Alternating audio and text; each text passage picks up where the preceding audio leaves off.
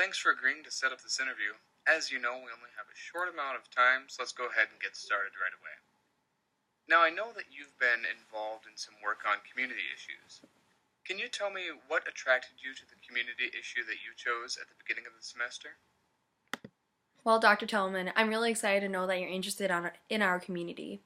See, what stood out to me the most was not just our community, but what really makes it, especially what really feeds the ideas and powers the Army to creating these ideas. What I was really interested in was volunteering. Whoever volunteers, what I think of them as the shakers and the makers and the people who believe in creating an urban and eccentric kind of environment that we do live in, especially making our community even more enjoyable as it is.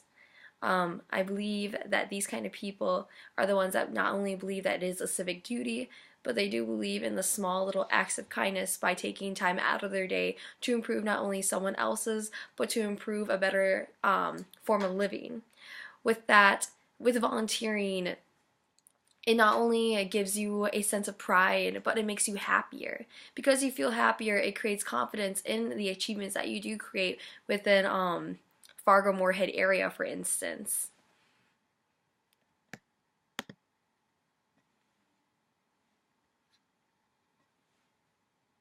Okay, thank you. Now, your materials also said that you were involved in a community issue team project that focused on a call to action. Can you share with me what call to action your team put forward and why you chose that call to action? So, the kind of call to action that I gave off was that there's nothing more important than acts of selflessness in our community. And when I say that, I'm talking about how I want to see people that volunteer, not because it's their civic duty, but they volunteer in the belief that they believe that they want a progressive lifestyle.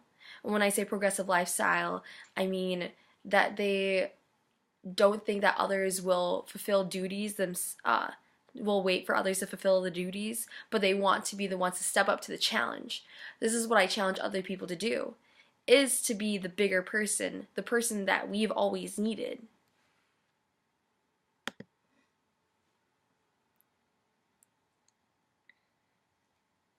I see. Now, if I were to ask the other members of your team what they think your biggest strength is, what do you think they would say, and why do you think they would say it?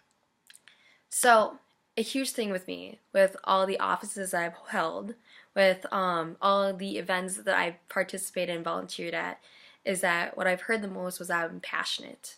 And when I'm passionate, it's the kind of belief that I will pick something and not only just work my way towards it, it's that every single time I hear the word no, I'll find another way around it. I'll keep finding ways to improve and to evolve into a greater deal for the ending goal.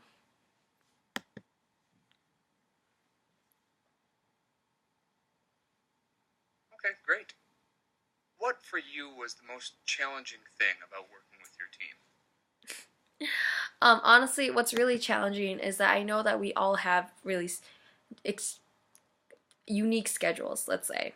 And when I say unique schedules, some of us are involved in different kind of organizations, some of us have work, but it's that we can't always find like the best time to meet up for these kind of deals. So with the positives of media and the internet, there are outlets like FaceTime or texting and group chats with each other, or especially Word documents where we can continuously edit and spread ideas without having to be there at the exact same time and at the exact same place.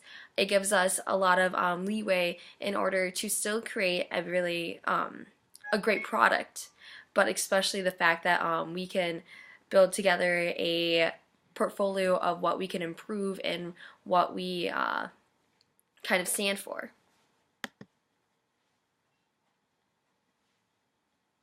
Thank you. Okay, last question. In 30 seconds or so, tell me what your biggest takeaway was from Comm110 this semester. What will stick with you and be useful to you?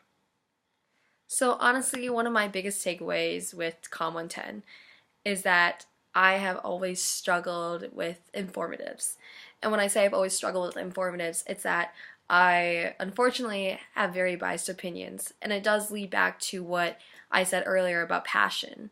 So, what I worked well with was, for my example, was talking about media and the change in the past decades on our daily lives and how we perceive things. It's trying to find certain subjects that not really have two-sided opinions, but it's more of a general on showing history and informing what like the possibilities and how it was made kind of thing. And I feel like Comm110 has helped me exercise that a little bit more.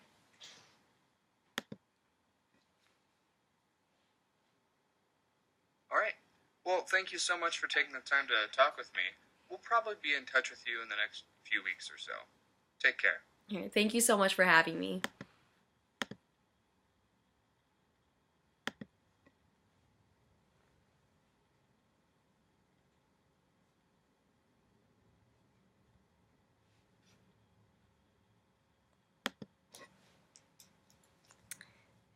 Please save.